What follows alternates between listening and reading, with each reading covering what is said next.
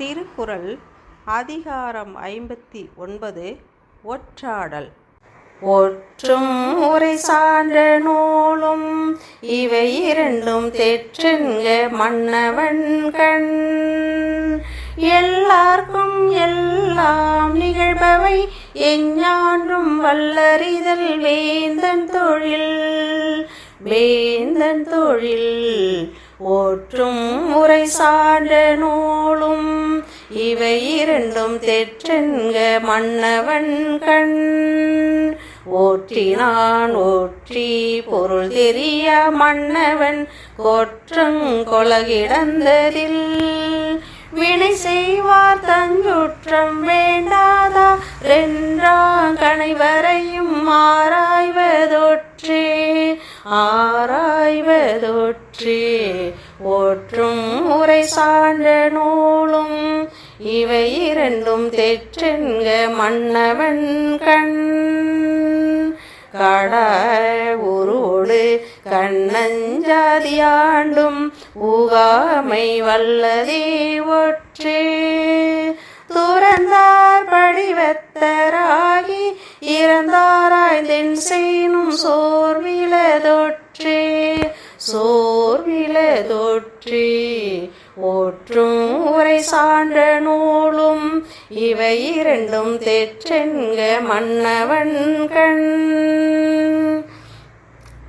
மறைந்தவை கேட்டவற்றாகி அறிந்தவை அறிய பாடில்லதே ஒற்றே. ஒற்றொற்றி தந்த பொருளையும் மற்றுமோர் ஒற்றினால் ஒற்றிக்கொளல். ஒற்றிக்கொளல் ஒற்றும் உரை சான்ற நூலும் இவை இரண்டும் தெற்றென்க மன்னவன் கண்.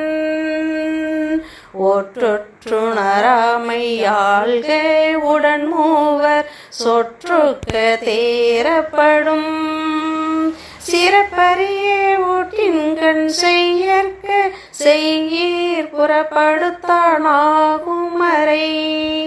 ஆகுமறை ஒற்றும் உரை சான்ற நூலும் இவை இரண்டும் தெற்றென்க மன்னவன் கண். குறளும் பொருளும்.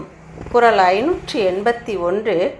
ஒற்றும் உரை சான்ற நூலும் இவை இரண்டும் தெற்றென்க மன்னவன் கண். நேர்மையும் திறனும் கொண்ட ஒற்றரும் நீதியுரைக்கும் அறநூலும் ஓர் அரசின் கண்களாக கருதப்பட வேண்டும். இதுதான் இக்குறளுக்கு பொருள்.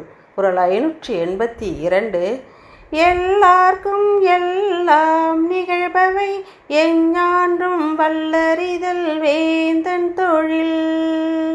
நண்பர் பகைவர் நடுநிலையாளர் ஆகிய எல்லாரிடத்திலும் நிகழும் எல்லா நிகழ்வுகளையும் எல்லா காலங்களிலும் ஒற்றரை கொண்டு விரைவாக அறிந்து கொள்வது அரசுக்குரிய கடமையாகும். இதுதான் இக்குறளுக்கு பொருள். குறள் 583. ஒற்றினான் ஒற்றி பொருள் தெரிய மன்னவன் கொற்றங்கொலகிடந்ததில்.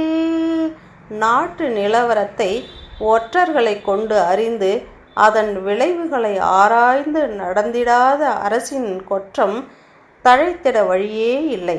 இதுதான் இக்குறளுக்கு பொருள். குறள் 584. வினை செய்வார் தஞ்சுற்றம் வேண்டாதா ரென்றாங் கணைவரையும் ஆராய்வதொற்றே. ஓர் அரசில் உளவறியும் ஒற்றர் வேலை பார்ப்பவர்கள் வேண்டியவர் வேண்டாதவர் சுற்றத்தார் என்றெல்லாம் பாகுபாடு கருதாமல் பணிபுரிந்தால்தான் அவர்களை நேர்மையான ஒற்றர்கள் என கூற முடியும். இதுதான் இக்குறளுக்கு பொருள். குறள் 585. கடாய் உருவொடு கண்ணஞ்சா தியாண்டும் ஊகாமை வல்லதே ஒற்றே. சந்தேகப்பட முடியாத தோற்றத்துடன் அப்படி சந்தேகப்பட்டு பார்ப்பவர்களுக்கு அஞ்சாமலும் என்ன நேர்ந்தாலும் மனத்தில் உள்ளதை வெளிப்படுத்தாமலும் உள்ளவர்களே ஒற்றர்களாக பணியாற்ற முடியும். இதுதான் இக்குறளுக்கு பொருள். குறள் 586. துறந்தார் படிவத்தராகி இறந்தாராய்ந்தென் செய்னும் சோர்விலதொற்றே. ஆராய்ந்திட வந்த நிகழ்வில் தொடர்பற்றவரைப் போல காட்டிக்கொண்டு அதனை தீர ஆராய்ந்து அதில் எத்தனை துன்பம் வரினும் தாங்கிக் கொண்டு தம்மை யாரென்று வெளிப்படுத்தி கொள்ளாதவரே சிறந்த ஒற்றர். இதுதான் இக்குறளுக்கு பொருள். குறள் 587. மறைந்தவை கேட்கவற்றாகி அறிந்தவை ஐயப்பாடில்லதே ஒற்றே. மற்றவர்கள் மறைவாக கூடி செய்யும் காரியங்களை அவர்களுடன் இருப்பவர் வாயிலாக கேட்டறிந்து அவற்றின் உண்மையை தெளிவாக தெரிந்து கொள்வதே உளவறியும் திறனாகும். இதுதான் இக்குறளுக்கு பொருள். குறள் 588. ஒற்றொற்றி தந்த பொருளையும் மற்றுமோர் ஒற்றினால் ஒற்றி கொளல். ஓர் உளவாளி தனது திறமையினால் அறிந்து சொல்லும் செய்தியை கூட மற்றோர் உளவாளி வாயிலாகவும் அறிந்து வரச் செய்து இரு செய்திகளையும் ஒப்பிட்டு பார்த்த பிறகே அது உண்மையா அல்லவா என்று முடிவுக்கு வர வேண்டும். இதுதான் இக்குறளுக்கு பொருள். குறள் 589. ஒற்றொற்றுணரமையாள்க உடன்மூவர் சொற்றொக்க தேரப்படும்.